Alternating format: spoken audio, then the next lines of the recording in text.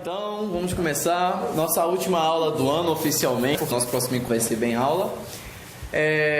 Finalizando então o estudo de Eclesiastes, nós paramos no capítulo 5. Na última aula nós estudamos questões introdutórias do livro, do capítulo 1 até o capítulo 4. Hoje na proposta é nós iniciarmos o capítulo 5 e finalizarmos lá no capítulo 12 do livro de Eclesiastes. Esta que é a terceira e última obra do nosso rei mais sábio, mais charmoso, mais galã de todos os tempos, né? Salomão, lindo, maravilhoso, que na verdade já morreu, nós já matamos ele, já terminamos lá em 1 Reis, mas por que a gente sempre estuda Eclesiastes após o estudo do final do reinado de Salomão? Porque depois que tudo que aconteceu no fim do reinado dele, tudo aquilo que a gente estudou, aquilo que a gente viu, como aquele reinado grandioso, riquíssimo, acabou em total desastre, em total desgraça, e de como Salomão ele encara todas essas coisas, a gente não tem muito bem em 1 Reis a resposta de como Salomão encarou o final de seu reinado. Porque a gente vê Deus rasgando o reino dele por causa de sua idolatria, por causa de seus muitos pecados. Deus rasga o reino dele e fala que vai dar para outra pessoa, um servo dele, no caso de Jeroboão. E o grande reinado de Salomão se resume a 2 tribos, Judá e Benjamim. E Deus suscita inimigos contra ele. Então o rei que era de paz agora vai ter que enfrentar conflitos e batalhas. E em 1 Reis a gente não tem bem um relato de como Salomão ele encara isso tudo, no final da sua vida. Isso leva a gente a fazer aquela pergunta, chave. Será que Salomão foi salvo? Será que Salomão alcançou a salvação? Porque quando a gente vê o final do reinado dele daquela forma, às vezes pode surgir essa pergunta, assim como surgiu com Saul, assim como surgiu com Sansão, com Jefté, esses grandes ícones da Bíblia que a gente é levado a responder, a fazer essas perguntas, e que muitas das vezes ficamos sem resposta. Mas o livro de Eclesiastes é a resposta para essa pergunta. Na verdade, a segunda resposta para essa pergunta, porque a primeira resposta para essa pergunta, na verdade, já tinha sido dada muito antes do próprio Salomão nascer. E a gente pode falar isso no final da aula, e se eu esquecer, por favor, me lembrem de voltar para o texto que responde essa pergunta. Mas Eclesiastes é a reflexão final de Salomão. É Salomão olhando para toda a sua vida e, olhando para ela, ele resume a existência humana em uma frase: vapor de vapores, tudo é vapor. Em outras traduções, nada faz sentido, vaidade de vaidades, ó suprema fugacidade, versão Ebert, E a gente vê muito isso diante da morte, quando morre alguém perto, então quando a gente acha que vai morrer, a gente pensa assim, nas coisas que realmente vale a pena, que não vale na vida. Tem essa reflexão. É verdade, mas eu acho que ultimamente, eu não sei se é uma coisa minha ou é uma coisa geral, acho que todo mundo concorda que ultimamente parece que o tempo tem passado mais rápido. E aí a gente percebe o quanto a vida é um vapor. Sim. Às vezes eu fico lembrando, de minha adolescência e minha infância, como se estivesse muito perto de mim. Na verdade, já tem um tempo. Mas quando a gente olha, por exemplo, o início desse ano, a gente já está em dezembro. Olha só. Quando eu estava em janeiro, eu ficava pensando em todas as coisas que eu teria que enfrentar em dezembro. E agora que eu estou em dezembro, parece que essas coisas foram tão rápidos como um vapor que sai de uma chaminé e se dissipa no ar. E é exatamente isso que Salomão quer dizer para nós. A vida ela é isso, ela é vapor de vapores, ela passa muito rápido. Parece que estamos de jornada durante o ano, sabe? Então a resposta para Eclesiastes é: como viver uma vida que se passa tão rápido? Como? E aí vamos continuar lendo a resposta então. Capítulo 5, versículo do 1 ao 7, vai falar sobre instruções para se aproximar de Deus. A responsabilidade era com Eric, mas ele não conseguiu liberação hoje. Então o Léo assumiu o fardo. A honra, na verdade. Fiz um resumozinho, perguntando eu pro doutor Eric. Ótimo. Beleza? Vamos lá. Guarda o teu pé quando entrar aqui na casa de Deus. Inclina-te mais ao ouvir do que oferecer sacrifícios tolos não sabem o que fazem mal. Aqui, guarda o teu pé, traduzido literalmente, essa frase exige prudência ao adorar a Deus. Significa comportar-se bem, a ideia de agir com honradez e formalidade. No fim da sessão, com as palavras, mas tu teme a Deus, Eclesiastes 5:7. Como é comum entre os profetas, há um alerta para ser circunspecto em relação aos sacrifícios e pronto para ouvir a Deus. Não se alegra daqueles que fazem tudo certo por maus motivos. Isaías 1:10-15, que oferecem sacrifícios de tolos, de acordo com o conselho do profeta Samuel a Saul. Eis que obedecer é melhor do que o sacrificar, e atender melhor do que a gordura do carneiro. 1 Samuel 15:22. Agora do versículo 2 ao 3.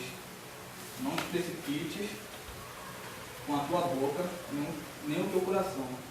Se apressa a pronunciar a palavra, se apressa a falar palavra alguma diante de Deus, porque Deus está no céu e tu estás sobre a terra, pelo que sejam poucas as tuas palavras, porque da minha ocupação vem os sonhos e a voz do tolo, da multidão das palavras. Deus está no céu e tu na terra, sobre a terra. O contraste essencial entre o justo, o poder de Deus e a nossa natureza pecaminosa. Deve competi-los e a submetermos a Todo-Poderoso. Versículo 7.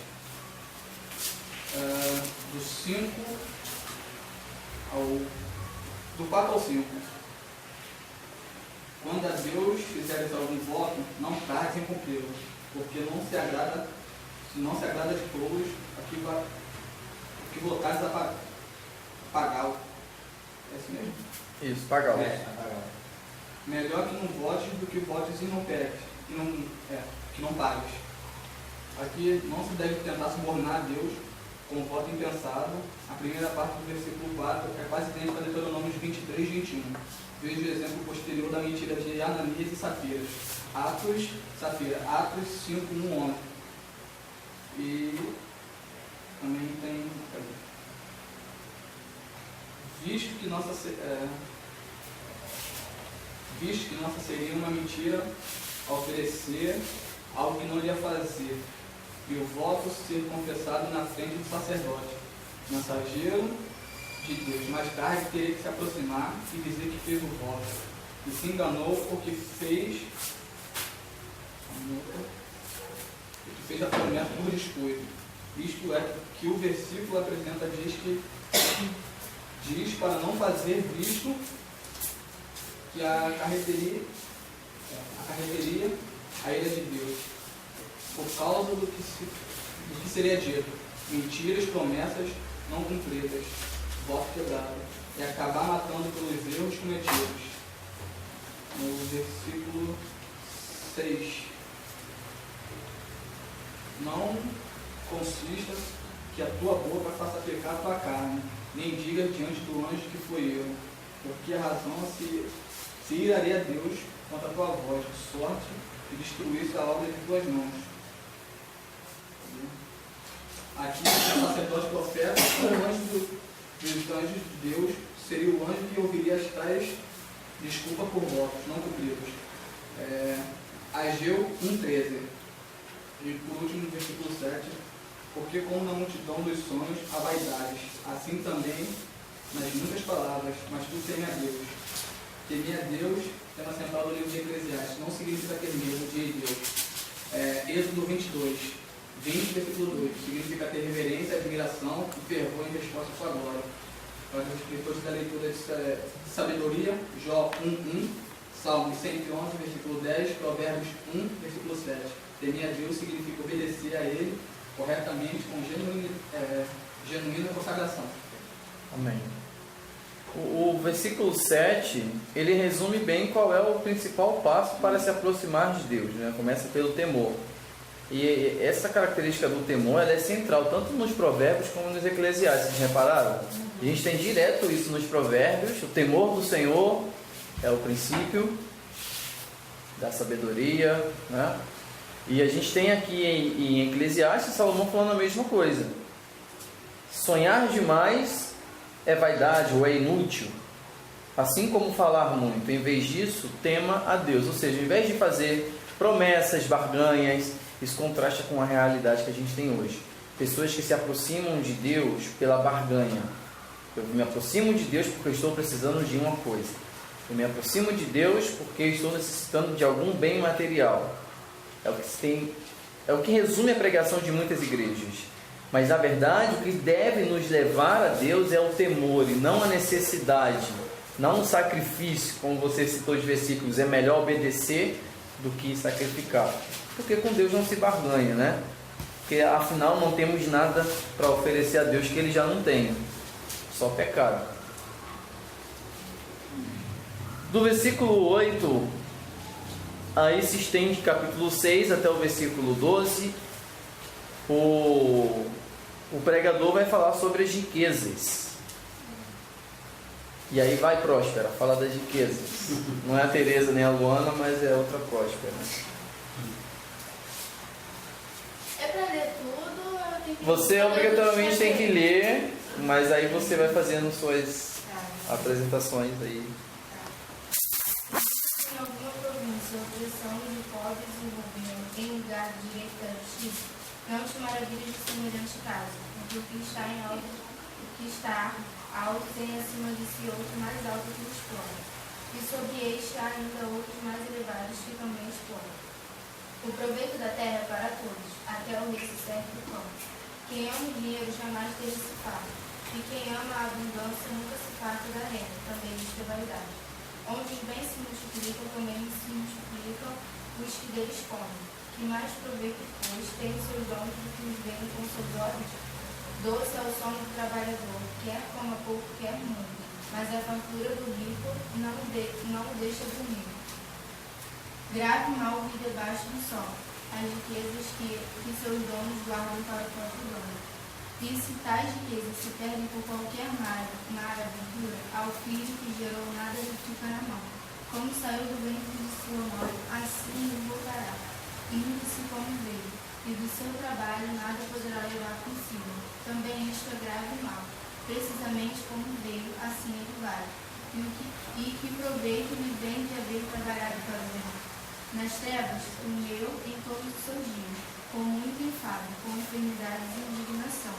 Eis que eu vi, boa e bela coisa é comer e beber e gozar cada um do bem de todo o seu trabalho, com que se afadigou debaixo do sol durante os poucos dias da vida que Deus lhe deu, porque esta é a sua porção.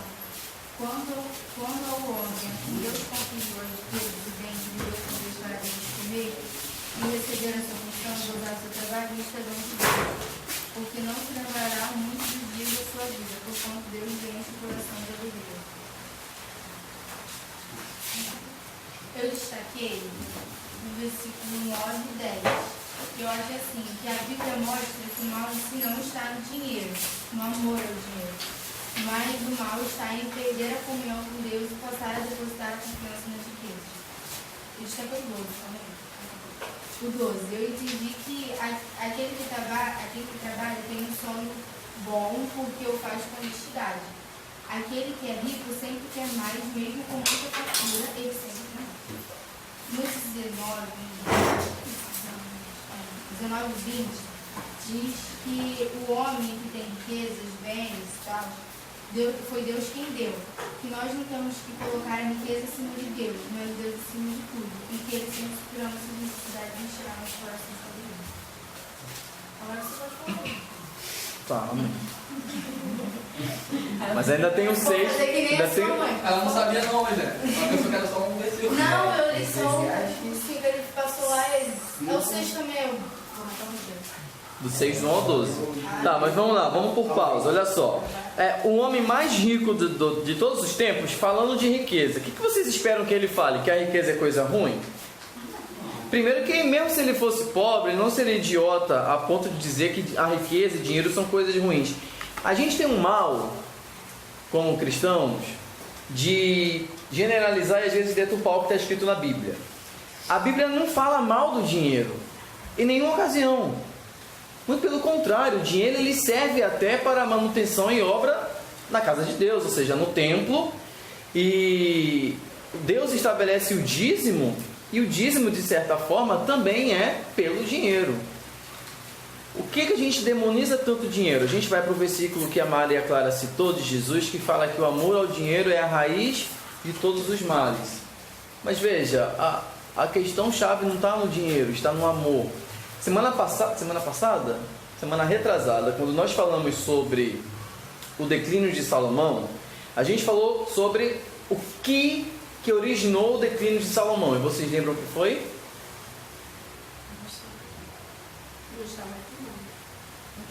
Quem estava presente?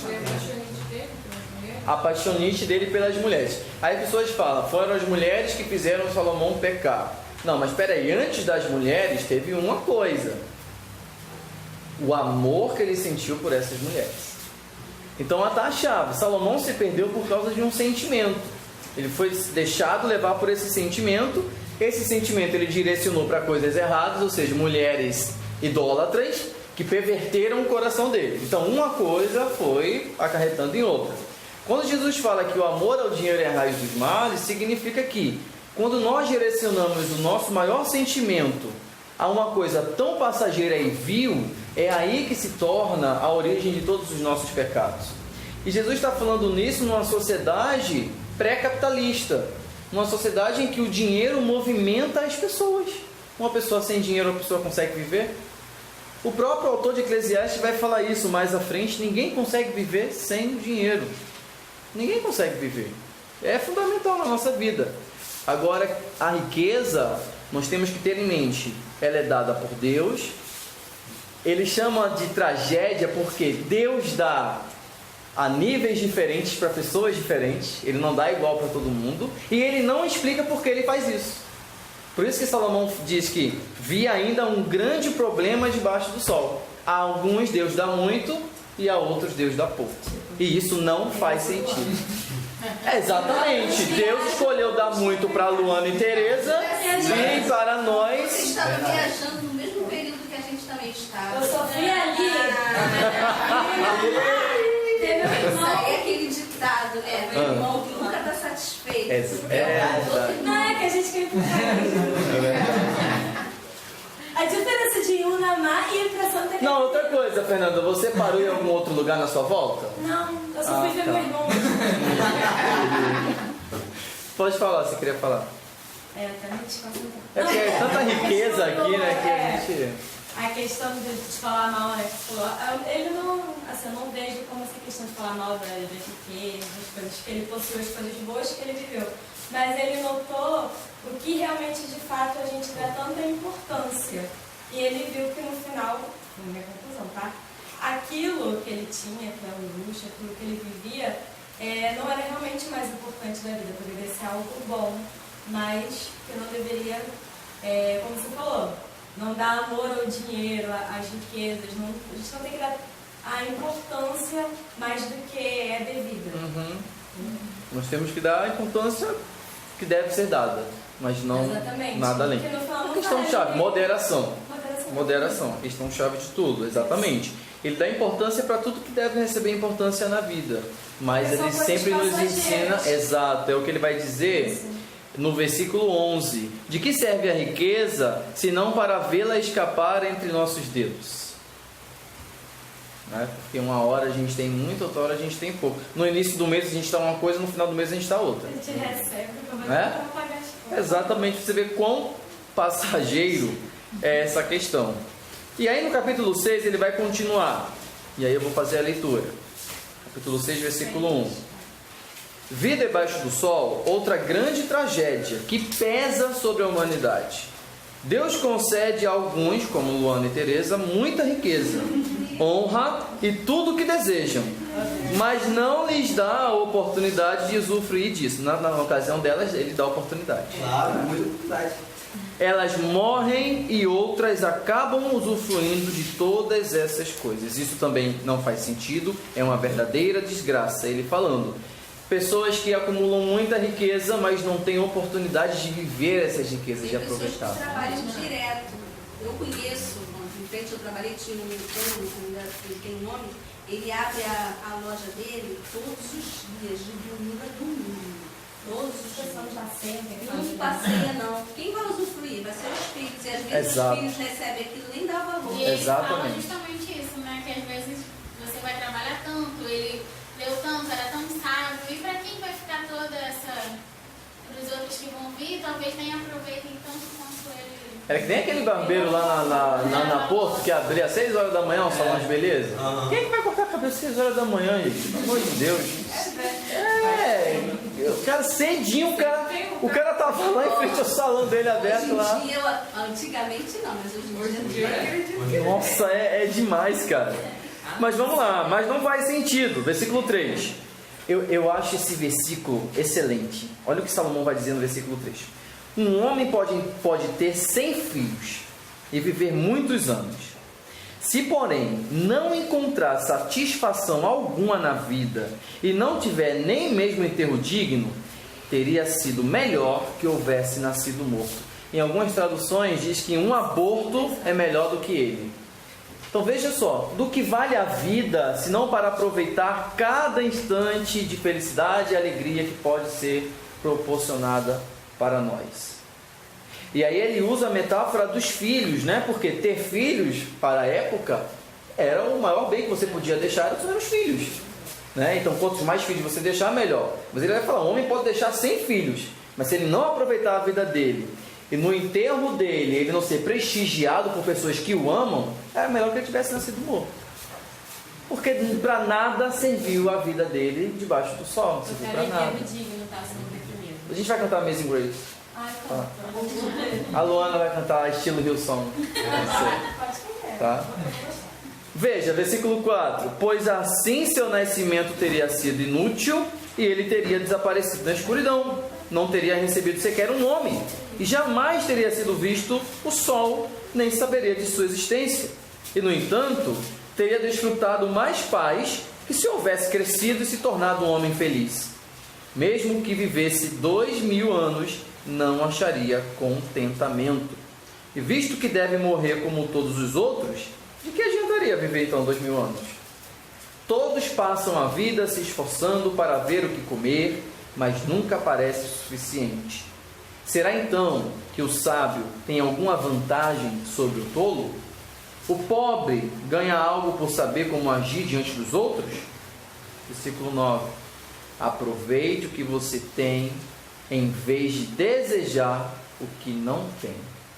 Querer cada vez mais não faz sentido, é como correr atrás do vento. A conclusão dele sobre a riqueza é excelente. Aproveitamos o que nós temos, em vez de ficar desejando o que não temos. Porque se a gente passar toda a vida desejando o que não temos, não vamos aproveitar o que temos. É como querer cada vez mais não faz sentido, é vaidade de vaidades, é vapor. É como correr atrás do vento. Achar que conseguindo aquilo, você vai ser feliz, aí você consegue. Aí daqui a pouco você tem um objetivo, você acha que só vai ser feliz quando conseguir aquilo. Exatamente, E assim, você nunca se contenta com uma vitória. Semana passada, quando a gente viu o vídeo do Rodrigo Silva explicando os provérbios, ele deu o exemplo de um time que é campeão. Por exemplo, um time, quando ele é bicampeão, no momento ele faz a festa, ele celebra o bicampeonato dele. Mas aí ele vai fazer isso que você acabou de falar. Ele vai prosseguir buscando mais títulos. Porque aquele bicampeonato dele é passado, ninguém vai mais lembrar. Vai ficar no esquecimento. Depois, quando ele for tri, quando ele for tetra e penta, ele ainda vai celebrar o bi? Não, ele vai celebrar os que vierem pela frente. Então é isso. É isso que acontece na vida. A gente não se lembra das coisas que a gente conquistou. A gente só visa conquistar mais e mais e mais. E essas coisas passam como vapor. E aí do versículo 10 até o versículo 12, ele vai falar sobre o futuro. E aí é uma coisa que esses 3 versículos, ele levanta muito questionamento, mas ele responde muita coisa sobre nós. O futuro está decidido ou nós escrevemos o nosso futuro a cada dia? Esse jargão clássico baseado no livro de Eclesiastes. Ele já começa dizendo o seguinte, tudo já foi decidido. Mas quem decidiu? Deus. Eu não fui consultado. E nem vai ser. E nem vai ser. Ótimo, E nem vai ser, maravilhoso. E nem vai ser. Quando eu leio um versículo desse aqui, eu fico lembrando de Deus chamando os seus escolhidos. Por exemplo, Deus chamando para Abraão: Abraão, sai da casa do teu pai, vai para uma terra desconhecida e eu vou fazer de ti uma grande nação. Sabe, não é apresentado a Abraão um direito de escolha. Sabe, Abraão, deixa eu te propor uma coisa. Você aceita largar tudo que você tem, ir para uma terra desconhecida, enfrentar nações desconhecidas, acreditar num Deus desconhecido, para lá no futuro a sua geração se tornar uma grande nação? Eu não, você está maluco? Ele impõe. Moisés, vai lá libertar meu povo, mas Senhor, eu não sei falar. Tu vai mesmo assim. Tu vai mesmo assim. Paulo, por que me persegues? Vai, levanta, vai para uma cidade que Ananias vai te encontrar. Paulo, quer me aceitar, Paulo, para ser um apóstolo meu, Paulo? Eu tô cego. Paulo, você quer me aceitar? Quero. Então tá bom. Eu tô bem com o fariseu aqui. Eu tô feliz aqui. Você não tem escolha, querido. Vai. Tudo já foi decidido. E quando isso se torna em relação aos eleitos de Deus, ou seja, nós, isso para nós é um conforto muito grande em saber que a nossa segurança em Deus não depende de nós, mas depende do seu amor para conosco. E lá em Romanos 8:37 ou 31, eu esqueci o versículo, diz que nada nos separa do quê? Nada, nada. E aí eu já meio que respondo a pergunta sobre Salomão que eu fiz no início da aula. Continuando. Sabia-se há muito tempo o que cada pessoa seria. Portanto, não adianta discutir com Deus sobre nosso destino. Quanto mais palavras são ditas, mais vazias elas são. Então, que diferença faz? Nesta vida breve e sem sentido, quem sabe como é melhor passar os dias? A vida é como a sombra. Quem sabe o que acontecerá debaixo do sol depois que tivermos partido? Ninguém sabe, né? Lá em Tiago, tem um texto bem mais próximo de nós, né, no Novo Testamento. Eu não vou lembrar agora a referência. Vocês lembram qual é a referência que Tiago fala sobre fazer planos? Planejar a vida? Acho que é Tiago 4.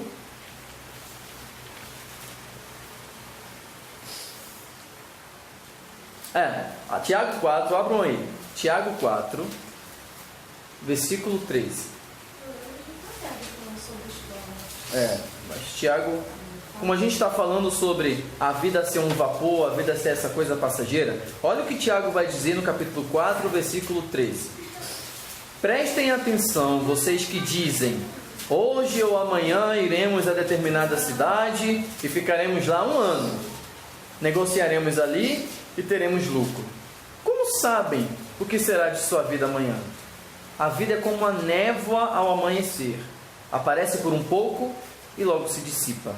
O que devem dizer é o seguinte: se Deus quiser, viveremos e faremos isso ou aquilo. Caso contrário, estarão se orgulhando de seus planos pretensiosos, e toda presunção como essa é maligna. Ou seja, não vem de Deus, não é precedente de Deus.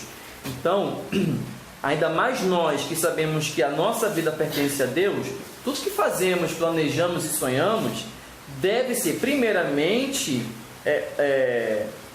dedicada, ofertada a Deus. Se o Senhor permitir, assim farei. Se o Senhor não permitir, não farei. E a gente sabe que é assim que procede. Por isso é se Deus quiser, né? Exatamente, essa expressão que a gente tem, né? Se Deus quiser, eu vou. Parece uma coisa banal, mas é verídica. É mais verídica. É a vontade de Deus, é se Deus quiser. E a gente aprende isso quando a gente ora, né? Quando Deus diz não para nossas orações. Bom, é isso, capítulo 6. Conclusão sobre o futuro. Capítulo 7, ele vai falar sobre sabedoria para a vida, do versículo 1 até o 29. Ele vai falar também sobre a sabedoria. Fernanda. Então, eu já havia falado com o Evangelho que eu estava muito sem tempo de apresentar e estudar. Eu falei para ele que eu não iria apresentar. E ele me forçou, eu fiquei registrado isso. Até porque a gente acabou de ler que a gente não tem escolha. Não tem escolha aqui também. Então eu pesquisei aqui rapidamente, mas espero que pra gente entender, e o Rogério é professor de história para vocês. Muito obrigada. Eclesiastes 7. Tem 7 pontos que tem um estudo aqui na internet que vamos destacar. O primeiro, ele fala sobre um bom nome. Nas leituras que eu fiz em casa, eu achei assim, algumas coisas muito contraditórias. Não entendi porque ele fala, por exemplo, melhor o fim das coisas do que o começo. Fala a questão da morte também. Achei importante falar sobre o bom nome, a reputação. Então eu separei. Um bom nome, o dia da morte, o velório, melhor é a tristeza, que eu não entendi. O valor da repreensão, que é importante. O fim é melhor que o começo. E 7, a paciência. Então, eu vou lendo aqui. Você quer que eu leia o texto todo? Tá, eu vou ler o texto e depois eu vou fazendo esses destaques aqui. Melhor é a boa fama do que o melhor unguento, e o dia da morte do que o dia do nascimento de alguém. Melhor é ir à casa onde há luto do que ir à casa onde há banquete, porque naquela está o fim de todos os homens, e os vivos o aplicam ao seu coração. Melhor é a mágoa do que o riso, porque com a tristeza do rosto se faz melhor o coração. O coração dos sábios está na casa do luto, mas o coração dos tolos na casa da alegria. Melhor é ouvir a repreensão do sábio do que ouvir alguém a canção do tolo, porque qual o crepitar dos espinhos debaixo de uma panela, tal é o riso do tolo, também isto é vaidade. Verdadeiramente que a opressão faria envelhecer até o sábio, e o suborno corrompe o coração. Melhor é o fim das coisas do que o princípio delas. Melhor é o paciente de espírito do que o altivo de espírito. Não te apresses no teu espírito a irar-te, porque a ira repousa no íntimo dos túmulos. Nunca digas, por que foram os dias passados melhores do que? Gente, eu faço muito isso. Quando eu li isso foi pra mim. Sempre ficar lamentando, porque no passado era assim, era feliz, agora... Enfim. Porque não provém da sabedoria esta pergunta, Deus citou. Tão boa é a sabedoria como a herança, e dela tiram proveito os que veem o som. Porque a sabedoria serve de defesa, como de defesa serve de dinheiro. Mas a excelência do conhecimento é que a sabedoria dá vida ao seu possuidor. Atenta para a obra de Deus, porque quem poderá endireitar o que ele fez tudo? Isso eu não entendi. No dia da prosperidade, goza do bem, mas no dia da adversidade considera, porque também Deus fez a este oposição àquele, para que o homem nada descubra do que há de vir depois dele. Tudo isso vi nos dias da minha vaidade. Há justo que perece na sua justiça, e há ímpio que prolonga os seus dias na sua maldade. A gente se pergunta muito isso, né? Porque às vezes acontecem coisas tão ruins com pessoas justas, com cristãos, enquanto outras pessoas que fazem tantas maldades estão aí vivendo suas vidas muito bem. Não sejas demasiadamente justo, nem demasiadamente sábio, porque te destruirias a ti mesmo. Não sejas demasiadamente ímpio, nem sejas louco, porque morrerias fora do teu tempo. Bom é que retenhas isto, e também daquilo não retires a tua mão, porque quem teme a Deus escapa de tudo isso. A sabedoria fortalece o sábio, mais do que 10 poderosos que agem na cidade. Na verdade, que não há homem justo sobre a terra que faça o bem e nunca peque. Tampouco apliques o teu coração a todas as palavras que disserem, para que não venhas a ouvir teu servo amaldiçoar-te. Porque o teu coração também já confessou que muitas vezes tu amaldiçoaste a outros. Tudo isso proveio pela sabedoria. Eu disse, sabedoria adquirirei, mas ela ainda estava longe de mim. O que já sucedeu é remoto e profundíssimo. Quem o achará? Eu apliquei o meu coração para saber e inquirir, e buscar a sabedoria e a razão das coisas, e para conhecer que a impiedade é insensatez e que a estultícia é loucura. E eu achei uma coisa mais amarga do que a morte. A mulher cujo... Professor, o que você postou pra mim? Besteira. Eu já tinha colocado. Eu lembrei. Eu achei uma coisa mais amarga do que a morte. A mulher cujo coração são redes de laços e cujas mãos são ataduras, quem for bom diante de Deus escapará dela, mas o pecador virá ser preso por ela. Vedes aqui, isto achei, diz o pregador, conferindo uma coisa com a outra para... Essa aqui que eu falei, Roger, parece filosofia, né? Método científico. Vedes aqui, isto achei, diz o pregador, conferindo uma coisa com a outra para achar a razão delas, a qual ainda busca a minha alma, porém ainda não a achei. Um homem entre 1000 achei eu, mas uma mulher entre todos, estas não achei. Você acha? Quem me encontrou? Eis aqui o que tão somente achei, que Deus fez ao homem reto, porém eles buscaram muita astúcia. Maldade. Isso aí. Você quer falar ou... Fala primeiro. Então, como ele separou aqui no estudo esses pontos, vamos começar sobre um bom nome. Salomão diz que é melhor do que perfumes caríssimos, algo extremamente apreciado em seus dias, ainda hoje, né? Que é o unguento, né? Falando sobre a reputação. Boticário, Rinodê, Jequiti, tudo caríssimo. Não se compara. Então não adianta andar cheiroso se você for mal falado por aí. Você viu, João? Não adianta. Não adianta nada. Aí, João, eu acho que isso foi direto, hein? Direto. A reputação é algo que é construído com o tempo e dificilmente consegue ser disfarçado.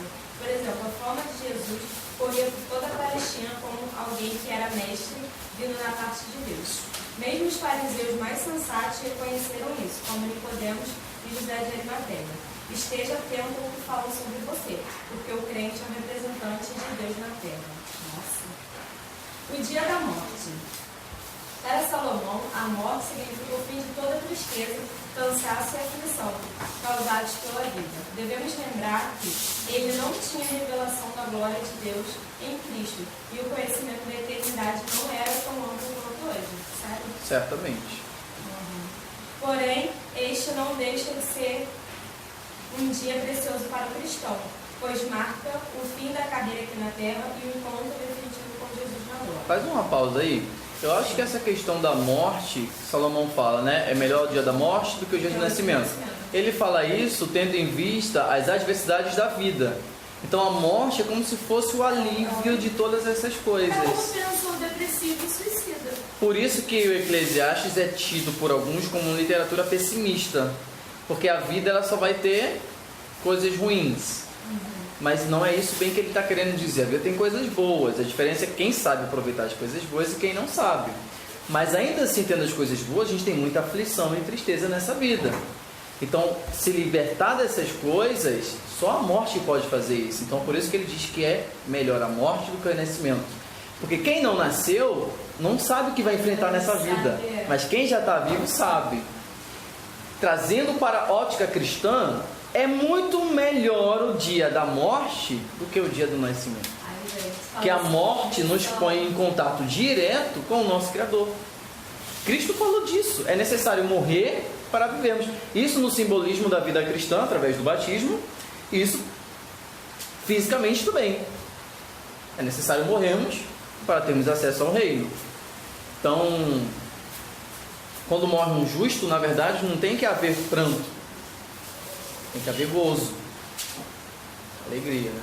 Por mais que seja difícil, mas nos olhos espirituais a gente consegue sentir alegria. É um consolo, né? Mas sim. Não é que eu faço assim, mas enfim. O velório. Este é um lugar maravilhoso para refletir sobre a vida. Sobre a vida. É o que eu estava falando, a gente só dá conta, né? Das coisas que são importantes ou não, como aconteceu comigo quando eu estava lá no hospital. Melhor coisa é você alugar uma casa do lado do cemitério. Você acorda todo dia olhando para onde você vai, entendeu? Aproveita o dia de hoje, porque amanhã você pode estar. Quando você vai no velório, todo mundo repensa a vida, né? É. Isso aí é verdade. Enfim. E o que realmente importa? A morte é o fim de todo ser humano, salvo os que serão arrebatados por Jesus. Muitas pessoas não param para refletir sobre o que realmente importa na vida e vivem de alegria em alegria. E quando a morte ou o luto vem, não sabe como lidar com elas. Melhor é a tristeza. Uma clara referência às aflições da vida. Nelas somos aperfeiçoados por Deus e melhorados no que se refere a valores. Obviamente que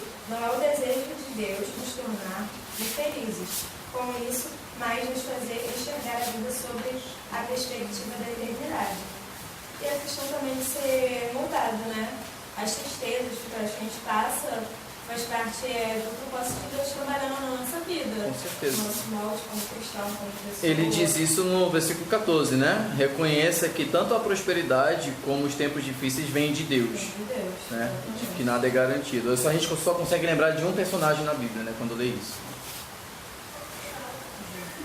Verdade.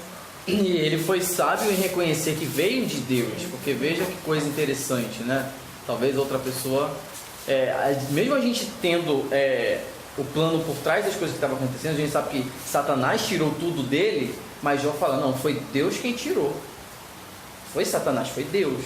Deus me deu e Deus tomou. Se foi por meio de Satanás que ele fez isso, não importa, mas eu sei que foi Deus. Então, Tem uma consciência que Deus realmente está dando controle. exatamente. E fala aqui, né, do valor da repreensão. Precisamos de pessoas que nos corrijam, exortem e repreendam. Não podemos nos cercar de quem só nos elogia. Isso é um grande perigo, pois assim vamos estagnar. As pessoas que nos repreendem nos ajudam a melhorar e nos tiram da zona de conforto. Éticas construtivas. O fim é melhor do que o começo. Começamos muitos projetos durante a nossa vida com muita energia e empolgação, porém nem todos chegam ao fim, não frutificam. Devemos guardar a celebração para o final. Não estou dizendo que não devemos começar com ânimo e alegria, mas com foco. Muitas vezes achamos que a realização está em começar, mas é o erro. A realização está em terminar. E por último, a paciência. Precisamos entender que na vida as coisas não acontecem rapidamente. Não importa se você viveu no século XIX ou no século XXI. A vida é uma construção demorada. A impaciência não levará a lugar algum, a não ser a frustração e a mediocridade. Se quiser uma vida de valor, pense a longo prazo.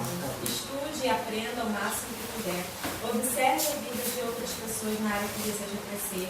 Leia biografias, imitar suas decisões e, sobretudo, veja quanto tempo elas levaram para chegar ao lugar que provoca admiração em outros. Essa análise lhe ajudará a traçar um plano de ação e orar durante esse processo. Eu vejo muito a questão dos jovens nesse caso aqui, porque, por exemplo, com a gente às vezes conversa, os amigos assim, a gente vê que a gente fica muito ansioso pelas coisas, pela vida profissional, pelo estudo, e a gente às vezes esquece que certas coisas levam um tempo para ser concluído, tudo é um processo. Algumas pessoas vão conseguir mais rápido, outras não.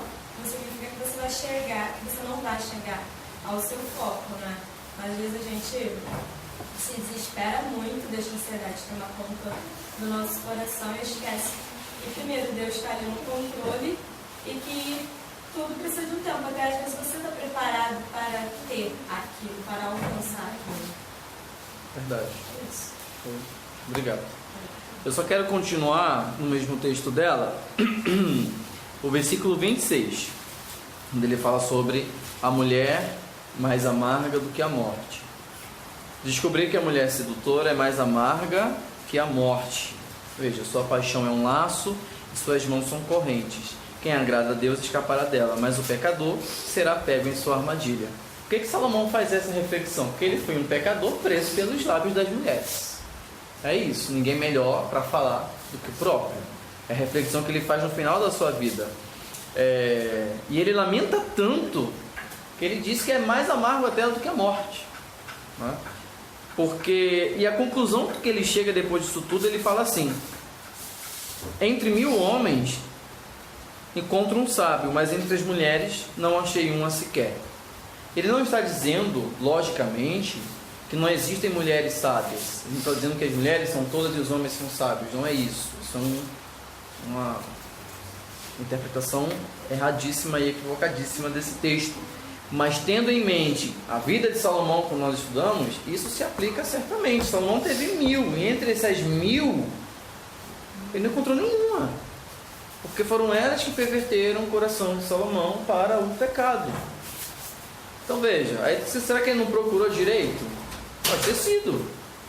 Talvez se ele tivesse dedicado mais. Isso nos faz pensar, quando a gente lê isso aqui, isso nos faz pensar que o livro de Cantares é uma poesia não histórica. Porque a Sulamita parece ser essa mulher perfeita, essa mulher temente a Deus, essa mulher companheira. E isso nos leva a crer que Cantares se trata então de uma poesia e não de algo factual. Ah, não acredito que não existiu. Não. Sabe? Cantares é só um poema. Acho que é. Talvez que ele projetou, talvez fosse o maior sonho, A mulher ideal. talvez fosse o maior sonho que ele nunca conseguiu realizar. De todas as esposas que ele não tinha nenhuma esposa que não seria idólatra. Ele acabou de falar que não é que seria idólatra, mas nenhuma que ele encontrasse sabedoria, nenhuma que ele encontrasse instrução que levasse ele a Deus. É isso. Por isso que ele fala aqui, por que essas mulheres, por que o homem de Deus se afastará dela? Porque elas fizeram exatamente o contrário, elas fizeram de Salomão ser um pecador e não um homem de Deus, entendeu? Então é isso que ele encontra no final da vida dele, essa reflexão que ele faz. E aí então, passando disso tudo, essa reflexão sobre a vida, essa conclusão sobre as mulheres da vida dele, ele vai falar agora sobre obediência e castigos, capítulo 8, versículo 1 até o 17. Próspera, é contigo. Olha, eu não estudei não, eu estava viajando. Olha só.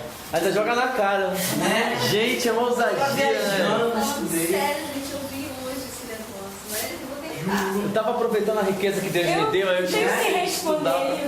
Eu estava vivendo uma de Salomão, entendeu? Aproveitando a riqueza, estudando a vida. Não só trabalhando, Não só né? trabalhando. Debaixo do sol. Tá certo. Isso significa que você leu. Isso. Você estava fazendo exatamente o Eu que... estava praticando. Exato. Então o que você pode falar? Você pode falar de sua experiência na prática, no livro de Eclesiastes. Vamos lá. Não sei o que eu vou falar. Ó, como é maravilhoso ser sábio, analisar e interpretar as coisas, a sabedoria ilumina hoje e abranda a dureza dos corações. Aqui eu entendi que ser sábio é a pessoa saber analisar as coisas antes de tomar qualquer decisão.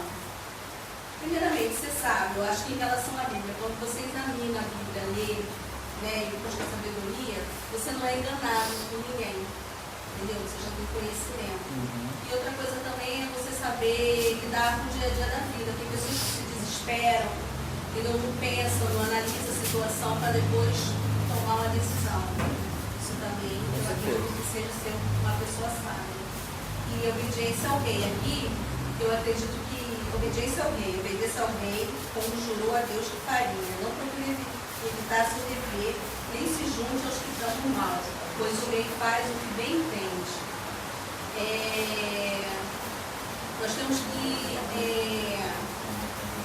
obedecer às autoridades, porque todas as autoridades que foram postas com consentimento de Deus, foi Deus que votou, entendeu? Para estar acima de nós, então nós temos que obedecer. Isso não quer dizer que nós vamos fazer coisas erradas que eles vão mandar. A gente tem que obedecer, mas seguir a Bíblia. Exato. Ver se está de acordo com o mandamento de Deus. Aí entra 2 versículos, né? Como você falou. Lá em Romanos 13, Paulo fala sobre as autoridades constituídas, né? E isso que você falou sobre a obediência. A prioridade sempre é a palavra de Deus.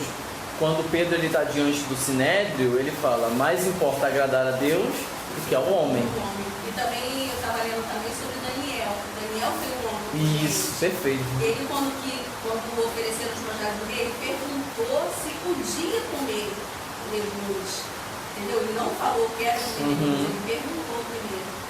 Entendeu? E outra coisa também. Vamos lá. Suas ordens têm respaldo em seu grande poder, né? Que é o que eu falei. Ninguém pode resistir a eles, nem questionar. Aqui eu acredito também que ele fala também sobre Deus, né? Que ninguém pode questionar os desígnios de Deus, né? E sim aceitar. Assim também as autoridades que são postas para nos governar. Quem obedece às suas ordens não será castigado. Quem é sábio encontrará o tempo e o modo apropriado de fazer o que é certo, pois há um tempo e um modo para tudo, mesmo em meio às dificuldades. Né? Aqui quer dizer que... Como eu posso dizer? Quando a gente obedece à lei, vamos botar assim, as leis do país, quando a gente obedece, a gente não vai ser castigado, porque nós estamos andando segundo o que a lei manda. Agora, quem pratica as coisas erradas, né, fora da lei, com certeza, isso é o seu Castigo. Isso, o seu castigo, a sua punição, né? E aqui há tempo determinado, eu acredito que também seja tempo para tudo, né? Porque Deus, às vezes nós podemos estar passando por situações diversas e há um tempo para Deus vir ao nosso favor. Cabe a nós esperar e ter paciência para esperar, né? Certamente.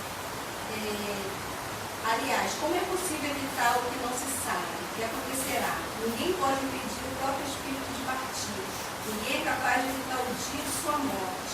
Não há como fugir dessa batalha. E diante da morte, a maldade certamente não livrará o perverso. É o caso, a morte veio para todos, né? Tanto para os ímpios como para os salvos, né? Não tem como. É determinação de Deus, cabe a nós aceitar, né? Os perversos e os justos. Pensei muito sobre tudo o que acontece debaixo do sol, onde as pessoas têm poder para prejudicar umas às outras. Vi perversos serem sepultados com honra. Frequentavam o templo e hoje são elogiados na mesma cidade que cometeram seus crimes. Isso também não faz sentido. É o que acontece, né? A gente não entende. Parece o Brasil hoje, né? O cara rouba a cidade e o pessoal faz uma estátua dele no centro da praça. É porque acontece muito isso. Depois que a pessoa morre, né, ela vira santo. Sim, demais. Todo mundo esquece de Mas ele não foi tão mal assim, né? É o que mais acontece, né? Naquela época de Salomão já tinha isso. É por isso que fala que isso tudo se repete, né? Ele Não fala há nada novo, né? Nada novo. Não tem não. Quando um crime não é castigado de imediato, as pessoas se veem incentivadas a fazer o mal. Mas ainda que alguém peque 100 vezes e continue a viver por muito tempo, sei que aqueles que temem a Deus terminarão em situação melhor. É porque às vezes Deus não, tipo assim, a pessoa pratica o mal, a punição não vem de imediato, às vezes demora um tempo, mas vem um dia, Isso é né? um pouco contraditório, né? Porque parece que é o seguinte: aos ímpios, Deus deixa. Mas vai um crente fazer uma coisa errada. Antes dele fazer, Deus já bota no ventilador, assim, todo mundo já está sabendo. Mas de certa forma, pensando por esse lado, veja, quando Deus entrega ao homem a sua vida pecaminosa, Deus está selando o seu destino.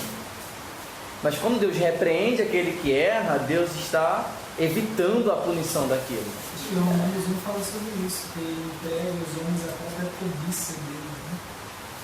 Que trocam a imagem de um Deus incorruptível pela imagem e semelhança de homem incorruptível.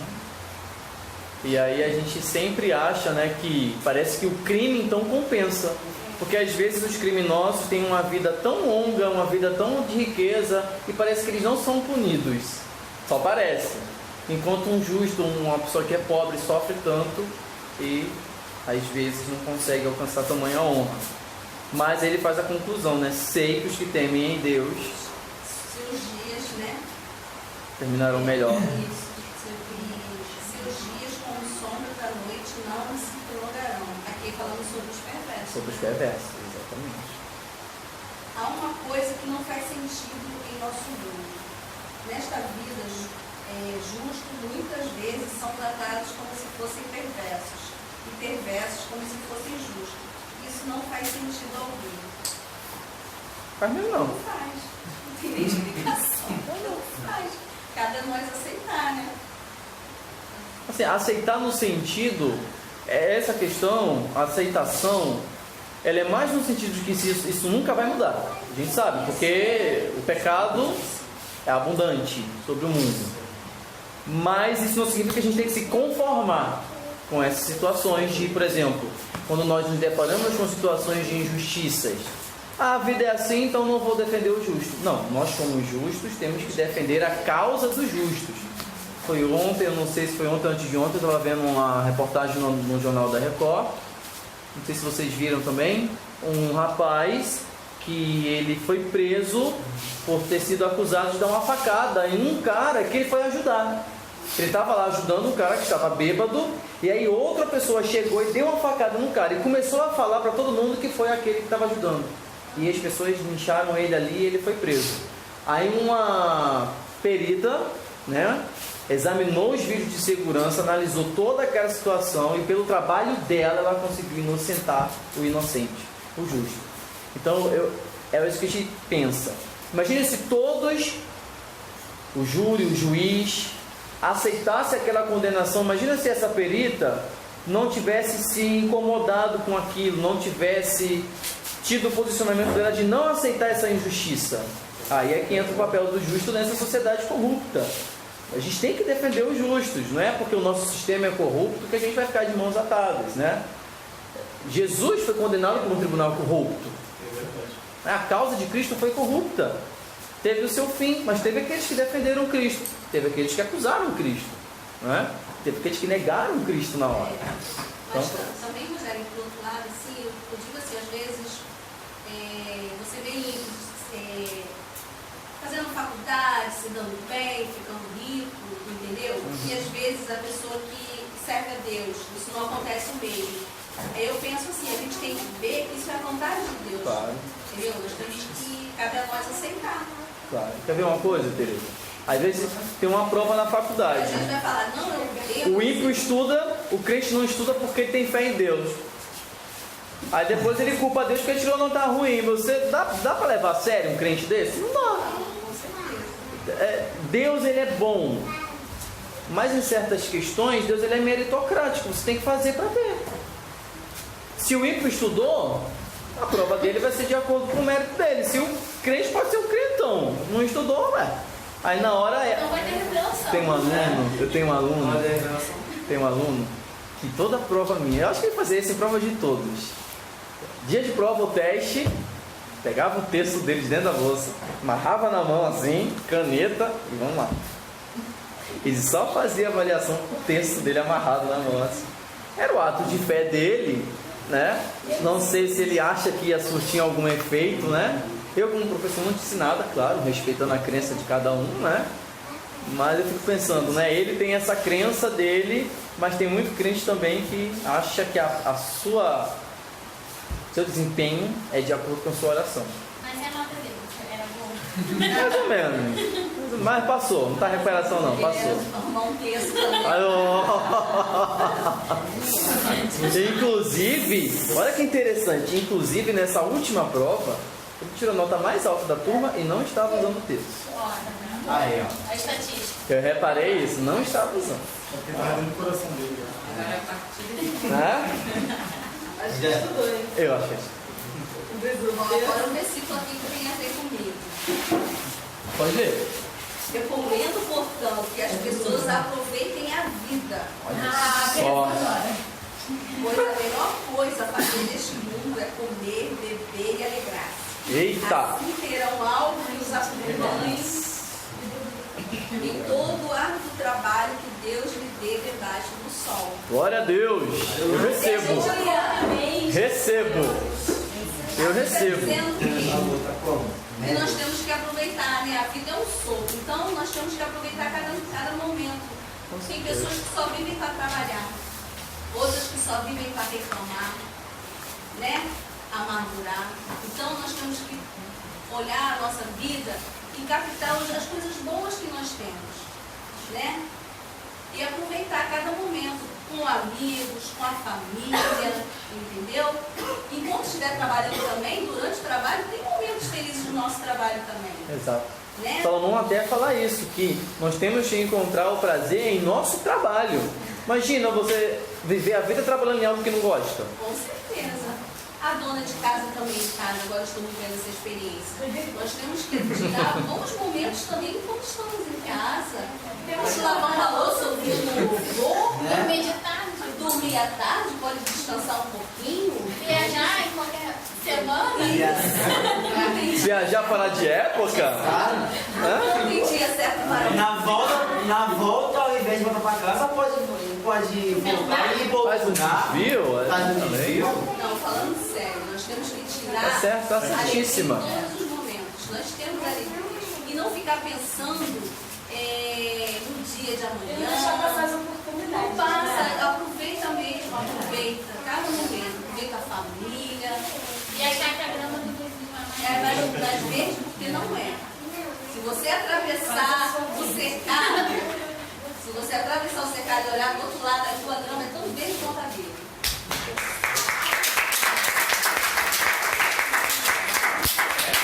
Sabe, é melhor do que eu tinha Tereza. Ela voltou renovada, filha? Eu tenho que viajar. Gente, viagem. Eu vou voltar super hiper que nem a Tereza. Gente, olha só. Como depravado é, ele tá nem aqui. Mas a gente fala mal dele mesmo assim. É.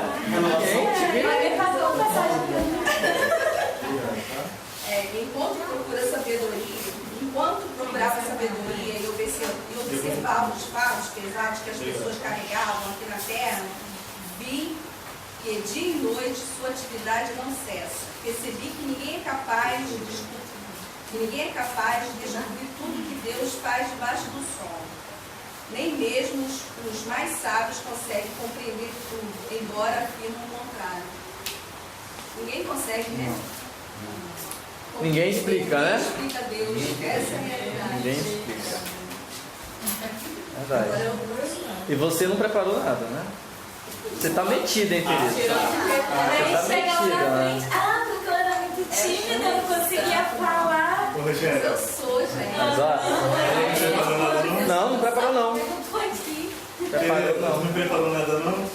Ah, tá. Ó, ontem eu ouvi ótimos elogios de sua pessoa, tá? Na reunião da escola bíblica. O pessoal tá falando, gente, a Tereza tinha medo de orar, a Tereza não orava, falava nada. Rogério, a Tereza tá falando tudo, ela falou, eu até fazendo um parêntese aqui agora, do domingo, gente, vocês foram sensacionais, foi muito lindo, foi muito lindo. Eu achei que eu ia levar um puxão de orelha domingo.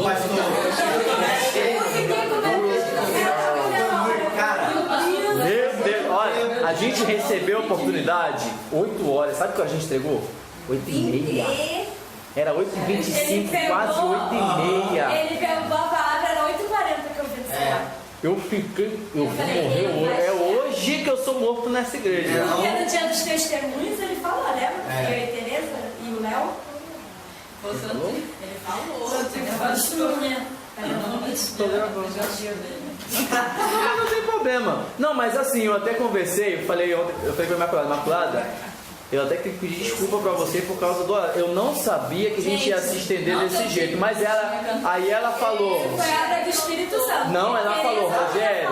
Eu não ia falar nada. Não, gente, ninguém veio preparado, ninguém. Eu falei na hora. E realmente, olha só, eu vou ser sincero com vocês. Eu não esperava essa pré-disponibilidade de todos que falaram no dia. Eu achava que ia ser 1, 2 no máximo. Falar alguma coisa. Mas muitos falaram. Esse aqui leu 2 versículos, entendeu? Explicou. É teologia. Não espera muita coisa não. Eu quero ser o último ainda. Ainda que ser o último, pra fechar com chave de ouro. O Ebert, falei, eu já falei com o Ebert antes. Sucinto. Ele e o Ebert o pregaram. Aí, amém. Aí eu tô do lado do Ebert. O Ebert não sabe o que é ser sucinto. Ele não sabe. Por isso que eu fiz a pausa entre os hinos, entendeu? Porque se acontecer alguma coisa, pelo menos alguns falares e tal. Fala depois. Aí caraca, eu tô vendo a hora do pastor botar a igreja de pé e começar a orar aqui. Mas aí depois ele me chamou. Aí quando acabou a oportunidade ele me chamou. Eu ia agora. Foi nada, pra fazer um negócio pra ele lá na secretaria. Mas a Imaculada falou que ele falou assim pra Imaculada: depois dele você vai passar pra mim, né? Aí ela, vou passar. Depois desse, aí, então passa logo. Mas gente, foi muito bom. Eu acho que foi um diferencial no culto. A gente poderia ter se preparado mais com antecedência? Poderia, mas com toda essa circunstância de viajando, pessoal chegando de viagem, né? a gente toda essa questão, mas foi muito bom. Os dois hinos ficaram muito bonitos. Vocês se expressaram como conferencistas internacionais, sabe? Vocês assim. Estamos esperando a ceia, não teve nem ceia. Era pra... Vai ser dia 31. Nem vou ceiar esse mês. Tem outro lugar então. Mas foi muito bonito, foi muito bom, porque realmente vocês falaram do que realmente está sendo vivido, está sendo feito, né? E o dia da Bíblia é o dia para a gente refletir sobre isso mesmo, né? Aí a Tereza, né, que era tímida, aí vai, fala um negócio daquele domingo e quando é agora diz... Faz esse negócio do domingo. Fala que não preparou nada. Mas vamos lá, continuando. Capítulo 9, versículos do 1 ao 12. A morte chega para todos, né, Luana? Ela veio até de preto. Pois é, e olha, nessa viagem realmente eu aprendi que a morte chega só hora. Eu pensei várias vezes que eu ia morrer. Eita, gente. Sabe quando você, até que a primeira expressão é nas mãos de Deus, e realmente eu estava nas mãos de Deus. Porque você olha para baixo assim, porque não tem nada te segurando para te segurar, então você realmente está nas mãos de Deus. Foi a primeira vez? Não, foi a segunda vez, né? Foi a terceira. Ué, eu não estava acostumado. Não, você nunca vai preparar. Nunca interessa. Já era tenso no avião. Avião. No avião. Avião. Não, mas eu vim num lugar na volta. A volta foi pior, porque eu vim num lugar assim, menos confortável. Eu balancei demais. Falei, eu sou uma minha E realmente não era minha hora. Então a morte chega para todos, mas não era minha hora. Vamos lá. Mas ficou a ver o todo morrer? A vez todo mundo. Quando ele sair, ele... Tem um negócio que eu falava, eu brincava antigamente, que sempre quando eu fosse entrar no avião, eu ia perguntar se o piloto era crente ou não. Porque se fosse crente, eu não entrava, porque vai que Jesus volta e ele sobe. Não vai subir não, Vai que eu não subo. Aí na hora ali que o avião tá caindo, eu vou me converter? Eu vou pro inferno, né? Aí, o piloto, por favor, crença, é ateu, então eu vou. Mas é uma experiência, tá? Não fica assim, não foi ainda. É uma experiência dessa vida. Eu só fiquei. Você vai. Missionária não tá dentro do avião? Que isso? Tem que ir. Se não for a hora, não tem. Já, quando for tua hora, tu vai, pode ser em casa fazendo almoço. Até dormindo, né, gente? Bom, vamos lá. Eu também não tive tempo de estudar, menos ainda porque eu inundei a minha viagem. Talvez duas viagens.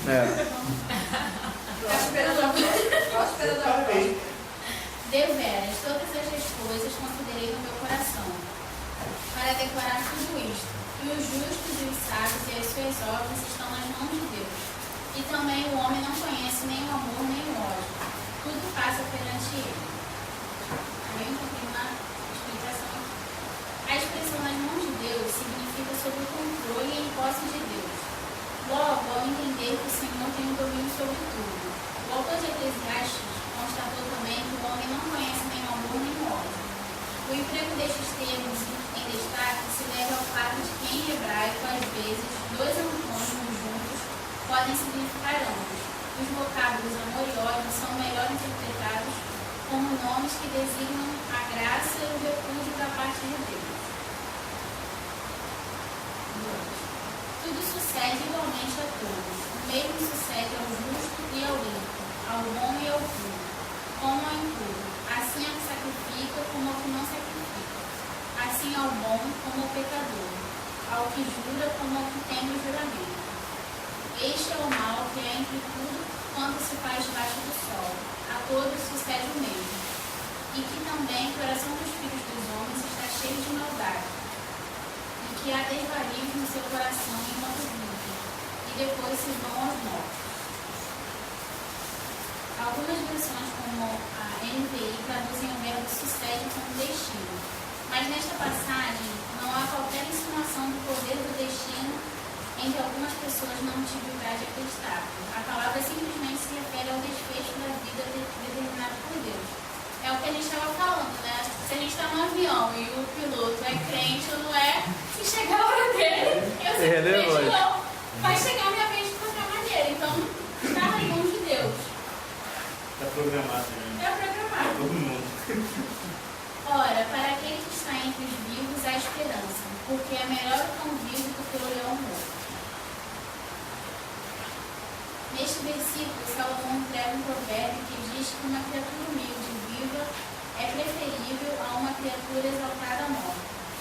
Não se pretende afirmar com isso que a morte é o fim de tudo, mas sim que enquanto houver vida, há esperança de fazer algo para a glória de Deus. E isso eu vejo muito com as pessoas, às vezes julgam bandidos, por exemplo, tem que morrer, não sei o quê. E eu já vejo de uma forma diferente. Eu acho que enquanto ele tiver vida, ele tem tempo para se arrepender do pecado dele e se tornar uma pessoa melhor, né? E muitas vezes as pessoas já querem decidir a vida do outro como morte. Sim. Porque os vivos sabem que hão de morrer, mas os mortos não sabem coisa nenhuma. Nem tampouco terão eles recompensa, mas sua misericórdia. Mas a sua memória fica entregue ao esquecimento. Também o seu amor, o seu ódio e a sua inveja já pereceram, e já não tem parte alguma para sempre em coisa alguma do que se faz debaixo do sol. Mais uma vez, isto não é uma negação categórica da esperança na eternidade.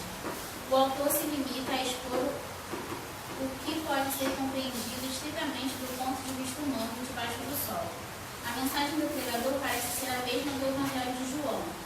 O homem deve trabalhar enquanto ainda é dia, ou seja, enquanto ele ainda está vivo. Porque quando a noite chegar, ninguém poderá trabalhar, ou seja, tampouco eles têm jamais recompensa. 7. Vai, pois, come com alegria o teu pão e bebe com o coração contente o teu vinho, pois já Deus se agrada de tuas obras. Deus deu ao homem todas as suas dádivas para serem desfrutadas, entre as quais o versículo destaca o pão e o vinho. Estes são empregados frequentemente nas Escrituras como símbolo do conforto e da alegria, concedidos pelo Senhor a seu povo. Em todo o tempo sejam alvas as tuas roupas, e nunca falte o óleo sobre a tua cabeça.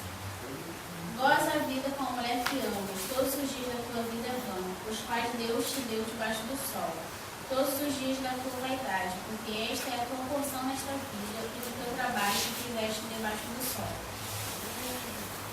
O casamento é uma dádiva de Deus. Venerado seja entre todos o matrimônio e o leito sem mácula, instrui o autor de Hebreus. 13:4. Digno de honra seja o casamento entre todas as testemunhas, bem como a pureza do leito conjugal, porquanto Deus julgará os imorais e adúlteros. Por isso a fidelidade deve ser valorizada, e a infidelidade abominada. Neste sentido, o escritor aconselha o homem a gozar a vida com a mulher que ama durante a vida da sua vaidade, expressão que transmite a ideia de que a existência na Terra passa depressa demais. Tudo quanto te vier à mão, faze conforme as tuas forças, porque na sepultura para onde tu vais, não há obra, nem projeto, nem conhecimento, nem sabedoria alguma. É possível que o apóstolo Paulo tivesse esse versículo em mente ao escrever: e tudo quanto fizeres, fazei de coração, como ao Senhor e não aos homens. A afirmação, porque na sepultura para onde tu vais não há obra, não nega a vida eterna, mas sim declara com relação a este mundo, que as possibilidades de trabalhar e aprender cessam após a morte. Se planejamos fazer alguma coisa na terra para a glória de Deus, é melhor fazê-la enquanto temos tempo. É a morte. Voltei-me e vi debaixo do sol, que não é dos ligeiros a carreira, nem dos fortes a batalha, nem tampouco dos sábios o ponto, nem tampouco dos prudentes as riquezas, nem tampouco dos entendidos o favor, mas que o tempo e a oportunidade ocorrem a todos. E também o homem não sabe o seu tempo, assim como os peixes que se pescam com a rede maligna, e como os passarinhos que se prendem com laço, assim se lançam também os filhos dos homens no mau tempo, quando cai de repente sobre ele. Gostaríamos de pensar que o melhor sempre vence, que quem tem mérito sempre é recompensado, mas nossas experiências demonstram que essas expectativas nem sempre se realizam. Os termos ligeiros, valentes, sábios, prudentes e inteligentes consistem em 5 qualidades que eram prezadas pelas pessoas. No entanto, ainda que alguns planejassem e confiassem em seus atributos, era Deus quem no fim determinava o seu destino. Quem era mais ligeiro que Azael, mais valente que Sansão, mais sábio que Salomão, ou mais inteligente que Moisés? Ainda assim, cada um deles se deparou com sua limitação e ficou na dependência de Deus. Então, eu cheguei por esses versículos, foi justamente o que eu pensei em todo o tempo. Não, pior. O que eu tinha feito, as obras que eu tinha feito, e que a gente tem que fazer em contratempo, porque a gente não sabe como vai ser o nosso dia.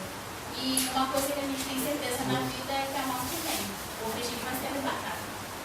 Então, assim, enquanto a gente tiver tempo, enquanto a gente estiver aqui, para a gente fazer as coisas que tem vontade, e não somente trabalhar como ele fala no livro todo, né? Aproveitar as vidas, gozar das oportunidades que Deus te dá, ser grato por tudo que você tem, né? É isso. Amém. Bom, e finalizando o 9, no versículo 13, ele vai contar uma parábola. Ele vai dizer o seguinte, veja: outro exemplo de sabedoria me impressionou enquanto eu observava as coisas debaixo do sol.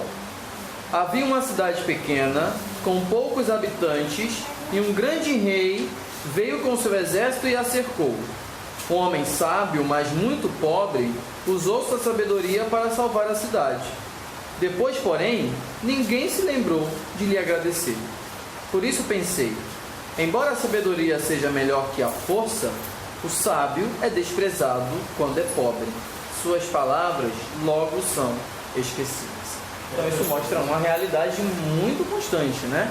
Que às vezes a riqueza é o que define se nós vamos ser atendidos, se nós vamos ser prestigiados ou não. Às vezes você pode ser sábio, mas pelo fato de ser pobre, ninguém lembra você e você não entra para a história. E mesmo se entrasse, seria uma vez esquecido, né? Infelizmente. E aí, gente, no capítulo 10, ele parece mais Provérbios do que Eclesiastes, porque são frases curtas e cada versículo ele fala uma máxima, né, sobre coisas da vida. Eu vou citar algumas para a gente poupar tempo, como por exemplo, o versículo 10, capítulo 10, versículo 1, ele fala assim: como moscas mortas produzem mau cheiro até num frasco de perfume, assim um pouco de insensatez estraga muita sabedoria e honra. Ele está usando aqui a metáfora do seguinte: na época, né, as pessoas quando trabalhavam o guento, o perfume, o azeite, tinham que ter muito cuidado para as moscas não pousarem, porque ele é grudento, ele é oleoso, né? Então o animal pode grudar ali e estragar todo o produto caríssimo. Então, da mesma forma, procede a gente com nossa sabedoria. Devemos ter cuidado para não darmos lugar à insensatez, à loucura, à tolice em nossas palavras e atitudes. E ele vai continuar falando outras coisas em todo o capítulo 10. Eu vou até o versículo 19, que ele vai dizer o seguinte: a festa proporciona riso, o vinho proporciona alegria e o dinheiro proporciona isso tudo. A máxima de vou estampar isso numa camisa para andar na rua, porque isso é perfeito, né?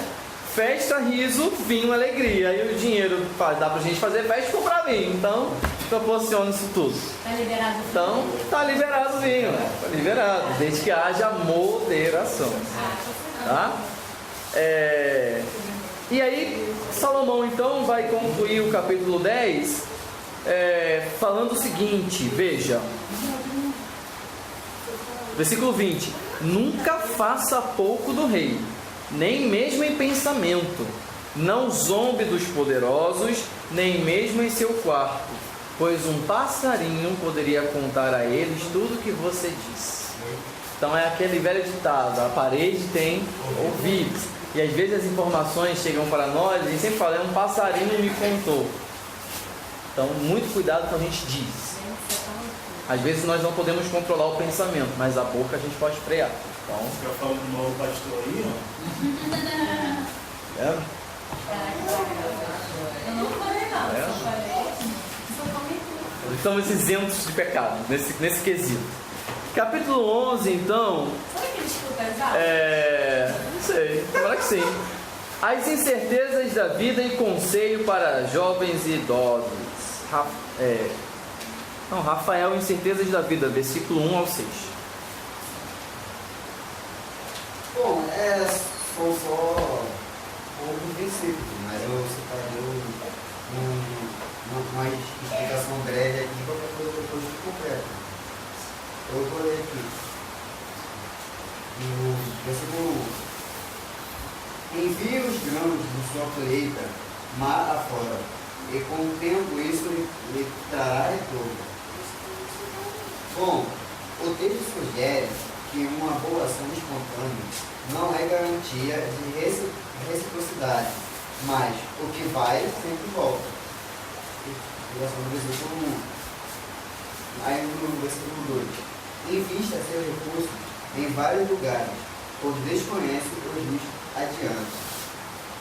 Repartir o que se tem geralmente pressupõe uma situação em que alimentos ou bens estão sendo distribuídos, não apenas investidos, poderia encaixar-se no contexto de distribuição de uma herança ou de generosidade.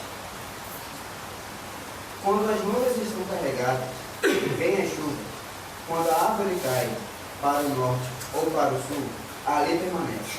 O agricultor que espera condições de tempo perfeito nunca semeia, e se ele ficar observando cada nuvem, não pode. Assim como é impossível entender o caminho do vento ou o mistério do crescimento do bebê no ventre da mãe, também é impossível entender as obras de Deus, que faz todas as coisas. Semeie pela manhã e continue a trabalhar à tarde, pois você não sabe se o lucro virá de uma atividade ou de outra, ou talvez de ambas. Do versículo 3 ao 6, o pregador aconselha contra a demora por causa de um desejo insaciável de investir no tempo ideal a fim de resultar no máximo no lucro. É melhor semear a semente pela manhã, isto é, fazer investimentos diversificados enquanto você é jovem. Ou seja, economia, né? Eclesiastes aqui, né? Instruções para sermos prósperos.